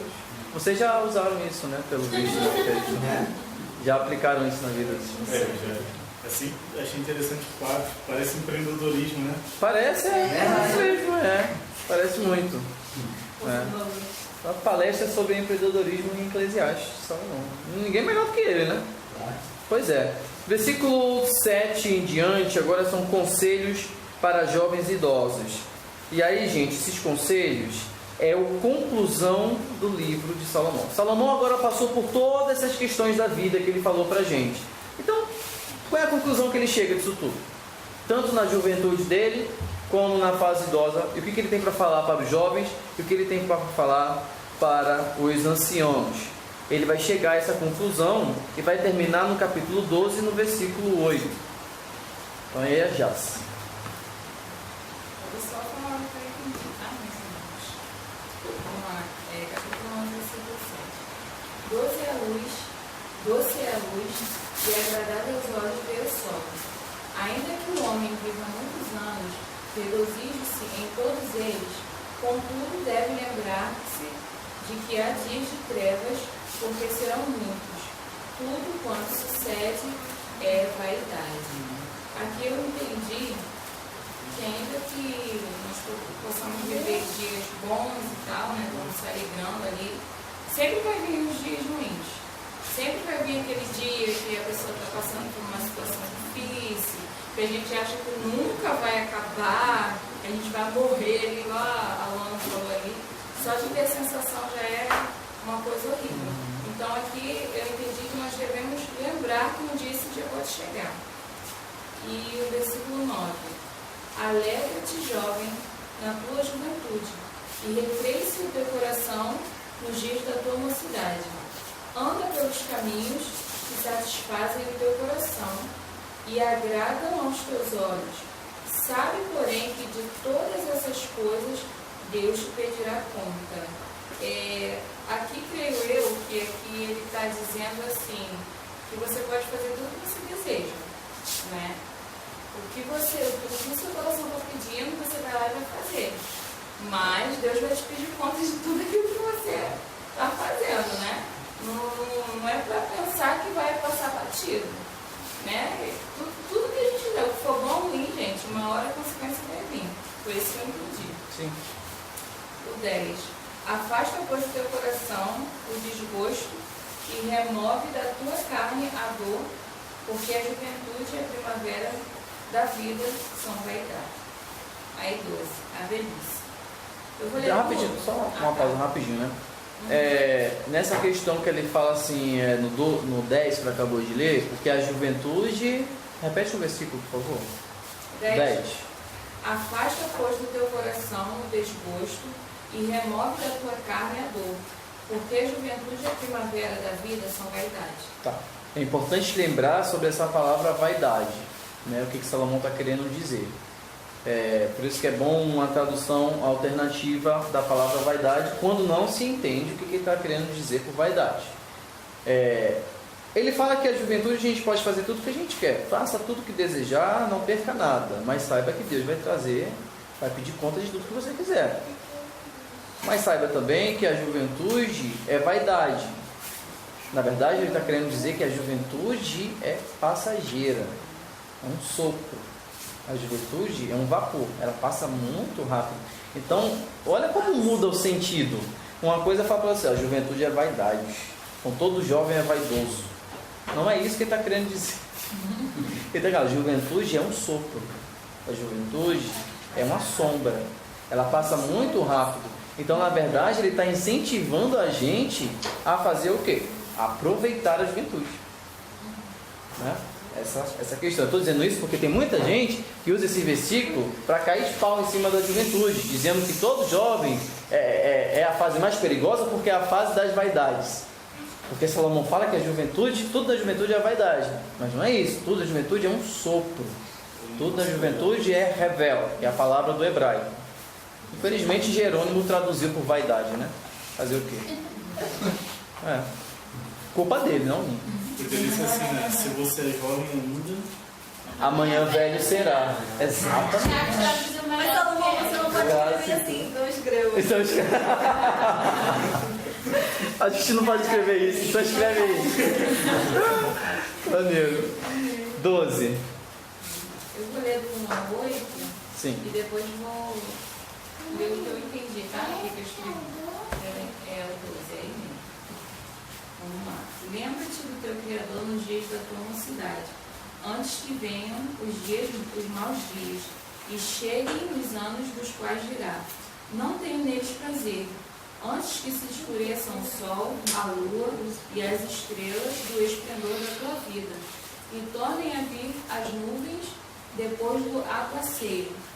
No dia em que tremerem os guardas da casa os teus braços e se encurvarem os homens, outrora fortes as tuas pernas, e cessarem os teus moedores da boca, por já serem poucos e se escurecerem os teus olhos nas janelas. Os teus lábios com as portas da rua se fecharem, no dia em que não puderes falar em alta voz, te levantares a voz das aves e todas as harmonias, filhas da música te diminuírem, como também quando temeres o que é alto e te espantares no caminho, e te embranqueceres como floresce a amendoeira, e o gafanhoto te for um peso, e te perecer o apetite, porque vais à casa eterna, e os pranteadores andem rodeando pela praça, antes que se rompa o fio da prata, e se despedace o copo de ouro, e se quebre o cântaro junto à fonte, e se desfaça a roda junto ao poço, e o pó volte à terra como o era, e o espírito volte a Deus que o deu. Vaidade de vaidade, diz o pregador, tudo é vaidade. E eu escrevi aqui o que eu entendi, porque esse versículo, porque essa parte do 1 ao 8 me fala do versículo 1 ao 8. Nos alerta e nos exorta também a lembrar do nosso Senhor e Criador, no dia de nossa mocidade, antes que cheguem os dias ruins, onde não poderemos mais fazer algumas coisas devido à idade, ou seja, perder tempo com coisas que não nos edificam. Devemos lembrar de nosso Senhor e Criador, tanto na juventude quanto na velhice, pois assim mesmo que venham os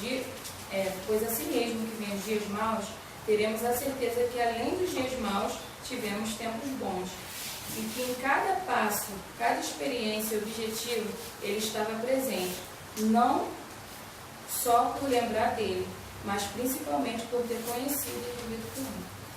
Muito bom, muito bem. E aí, gente, a conclusão que ele faz no versículo 8, na versão que ela leu, vaidade de vaidade, diz o pregador, tudo é vaidade. E aí, ele termina o livro de Eclesiastes com a mesma frase que ele começou. Porque o livro de Eclesiastes, na verdade, a compilação dele, não foi Salomão que compilou o livro. Salomão, ele escreveu a obra é dele. Mas quando o livro foi escrito, ou seja, foi lá documentado, foi outra pessoa que fez isso. Ele faz o seguinte, ele fala, lá em Eclesiastes 1, versículo 1, ele diz assim, ó: estas são as palavras do mestre, filho de Davi, que reinou em Jerusalém. Do versículo 2 em diante, é Salomão falando, né? Aí o que Salomão fala no versículo 2? Vaidade de vaidades, diz o pregador, tudo é vaidade. E aí ele conclui a mesma coisa no capítulo 12, versículo 8. Nada faz sentido, diz o mestre, nada faz sentido. Na tradução mais perfeita, vapor de vapores, tudo é vapor. Então todas essas coisas que ele disse são vapor, porque passam rápido, são passageiras, escapam das nossas mãos. A riqueza, o dinheiro, a felicidade, o prazer, a tristeza, a juventude, tudo isso é vapor. Então a conclusão que essa pessoa que redigiu o livro de Eclesiastes vai fazer é o que ele vai apresentar agora dos versículos 9 até o 13, até o 14. O versículo 9 até o 14 não foi Salomão que escreveu, foi o redator do livro, aquele que estudou a obra e fez uma conclusão do que ele entendeu sobre o que Salomão escreveu. E aí o redator vai dizer o seguinte: o mestre era considerado sábio e ensinou ao povo tudo o que sabia. Com muita atenção, ouviu, examinou e organizou muitos provérbios. Veja que está de cara que não é Salomão que está falando aqui, é uma pessoa que está falando sobre ele. O mestre se esforçou para usar as palavras certas, a fim de expressar verdades com clareza. As palavras do sábio são como hastes de ferro, e a coleção de seus ditados como pregos bem fixados, que o pastor usa para conduzir as ovelhas. Meu filho, deixe-me dar-lhe mais um conselho. Tenha cuidado, pois escrever livros não tem fim, e estudar demais é cansativo. Aqui termina meu relato. Esta é minha conclusão. 2 pontos. Tema a Deus e obedeça aos seus mandamentos, porque esse é o dever de todo homem. Porque Deus nos julgará por todos os nossos atos, quer seja bom, quer seja mal. Então a conclusão que ele tirou da vida do pregador é esta: temos que temer a Deus e ter cuidado em nossas ações, o que fazemos de bom, o que fazemos de mal, porque Deus, ele é um reto juiz e ele trará de juízo, né? O livro de Eclesiastes, ele termina com uma promessa que Deus, ele trará a juízo todas as obras que são feitas debaixo do sol, todas as obras, né? E cabe a nós então pensarmos e refletirmos sobre nossa vida, como todos nós fizemos aqui, porque ler o livro de Eclesiastes e não pensar na própria vida não dá, é impossível. Eu acho que o crente, acho que qualquer livro, mas Eclesiastes, ele tem esse poder porque ele faz a gente pensar muito na nossa vida aqui, material, física, sabe? Nas coisas que a gente tem. A pessoa não é mais a mesma antes e depois que ela leu o livro de Eclesiastes. Mas eu dou essa ênfase grande a Eclesiastes, porque, gente, Eclesiastes ele é a conclusão épica da vida de um homem que teve de tudo, mas que ainda assim não alcançou satisfação e prazer nesta vida. E ele fala todo esse relato. E nada melhor do que uma experiência para ensinar a nós. É óbvio que todos nós vamos ter a nossa experiência, temos a nossa experiência. Mas por que não contar com a experiência de Salomão? E Eclesiastes é isso, é a conclusão de um velho sábio sobre sua vida. E o que ele deixa de conselho, o que ele deixa de mais precioso para nós, que é a sua sabedoria. E aí, concluindo, gente,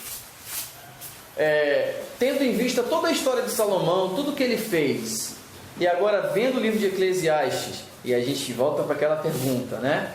Como Salomão morreu então? Em pecado ou arrependido?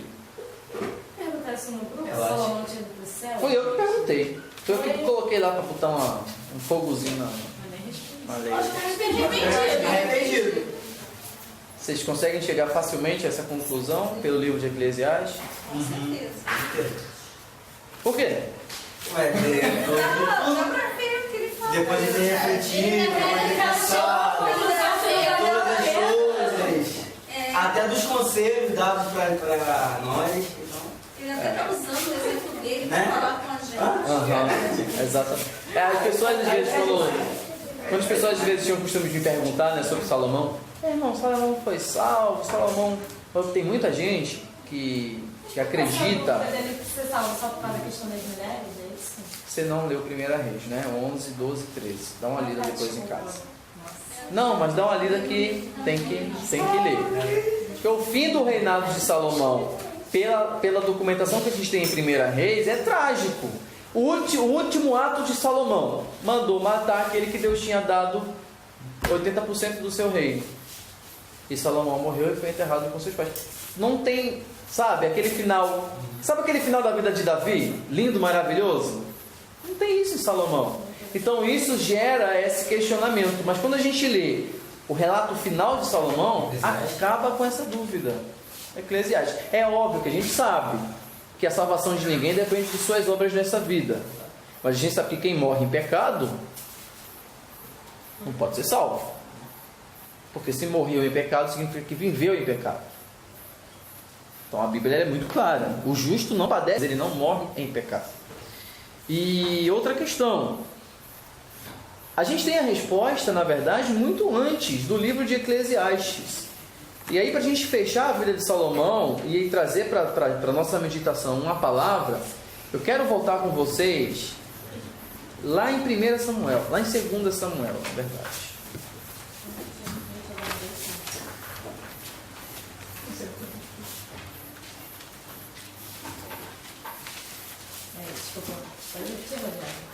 Segunda Samuel, capítulo 7. 2 Samuel, capítulo 7. A gente vai concluir com esse texto, e esse texto, ele é para cada um de nós. É assim que a gente vai concluir o nosso ano de 2019. Qual versículo? 2 Samuel, capítulo 7, versículo 13. Deus aqui está falando para Davi, só para a gente relembrar, essa é a resposta de Deus para Davi quando o Davi quis construir o templo para Deus. E Deus disse o quê?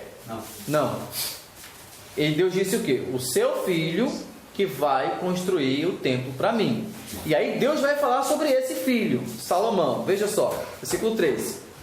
Ele é que construirá uma casa para meu nome. Estabelecerei seu trono para sempre. Eu serei seu pai, e ele será o quê? Meu filho. Se ele pecar, eu o corrigirei e disciplinarei com vara, como qualquer outro pai faria.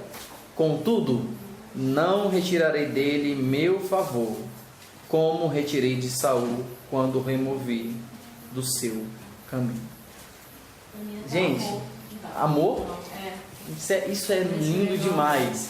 Antes de Salomão nascer, Deus já tinha falado que seria com ele até o fim da sua vida. Se ele pecar, e Deus já sabia em sua onisciência, eu disciplinarei com vara. Foi muito mais pesado que uma vara que Deus fez com Salomão.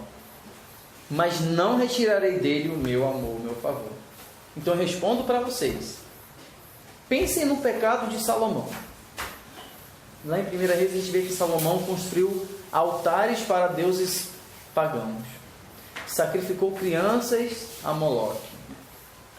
levou muitos de Israel à perdição. E ainda assim Deus não retirou o seu amor de Salomão. Não é comparando o pecado, mas algum de vocês já matou alguém? Algum inocente? Eu não estou dizendo que é o pecado que define se a gente é salvo ou não. Mas vamos comparar. Por que eu duvidaria do amor de Deus para comigo, da salvação de Deus em minha vida, se com Salomão, que fez coisas piores do que eu, ele não retirou o seu favor, o seu amor?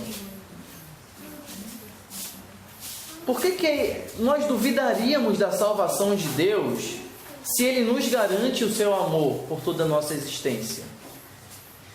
É claro que só tem essa certeza, só sente isso aquele que verdadeiramente reconhece e vive o amor de Deus. Mas assim como Salomão, todos nós teremos momentos de riqueza, teremos momentos de tristeza, teremos momentos de amor, teremos momentos de infelicidade, teremos momentos de erros, e Deus vai nos disciplinar, às vezes de forma muito severa, muito pesada, como Ele fala, como qualquer pai faria.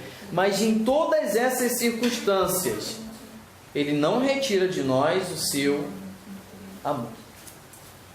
E é exatamente isso que o apóstolo Paulo quer dizer quando escreve lá em Romanos 8.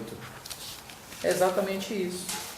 Porque estou convencido de que nem a morte, nem a vida, nem os anjos, nem demônios, nem o que existe hoje, nem o que virá no futuro, nem poderes, nem alturas, nem profundidade, nada em toda a criação jamais poderá nos separar do amor de Deus em Cristo Jesus, nosso Senhor.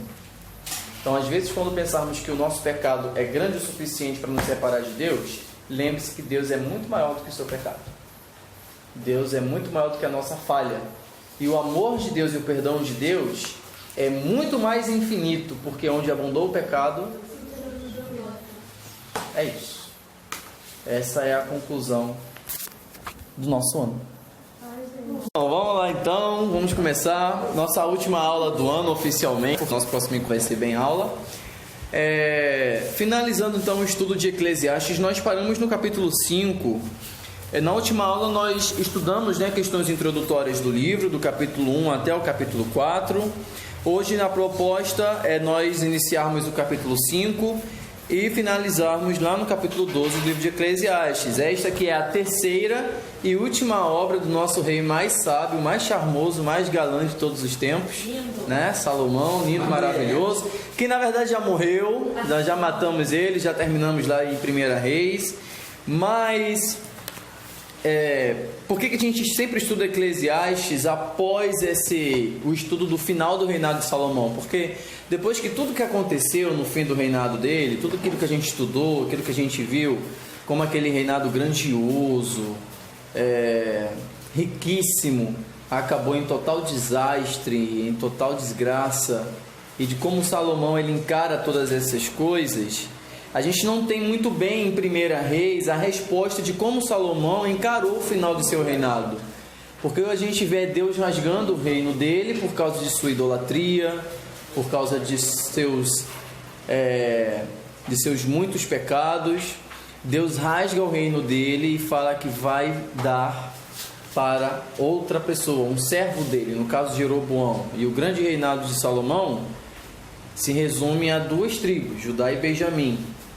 E Deus suscita inimigos contra ele. Então o rei que era de paz agora vai ter que enfrentar conflitos e batalhas.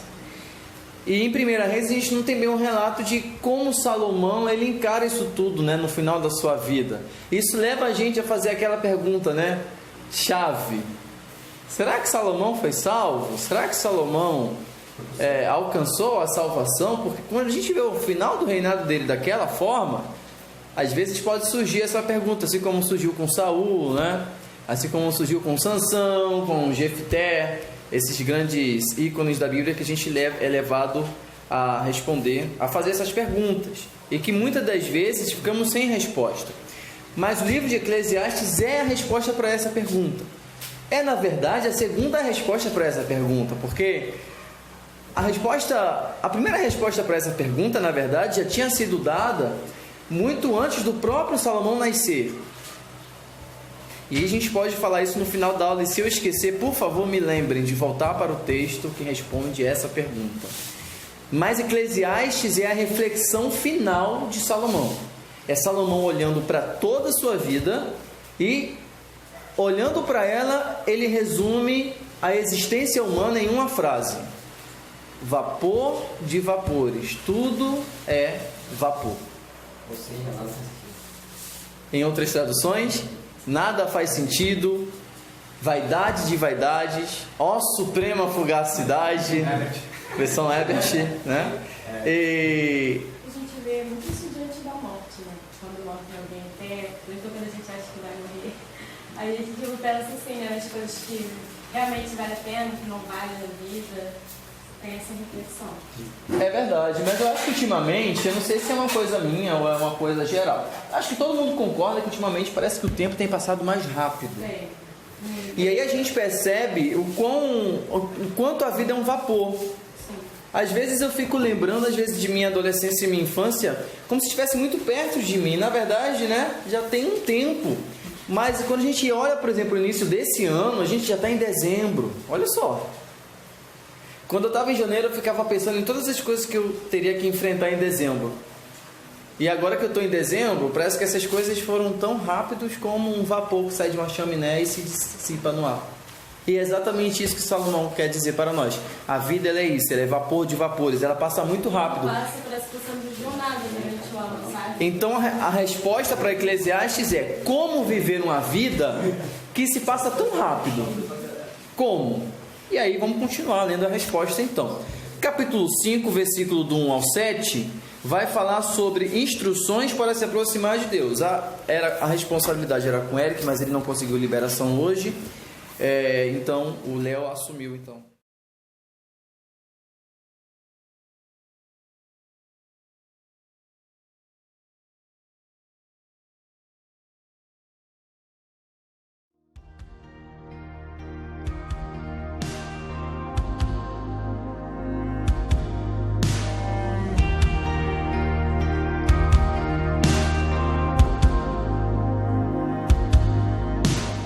Everything is temporary, God, you're never ending. Though it seems you sometimes hide, you rise in perfect time. Bread of heaven, living water, God of our salvation. Like a shepherd, you will lead us to the other side. You are who you say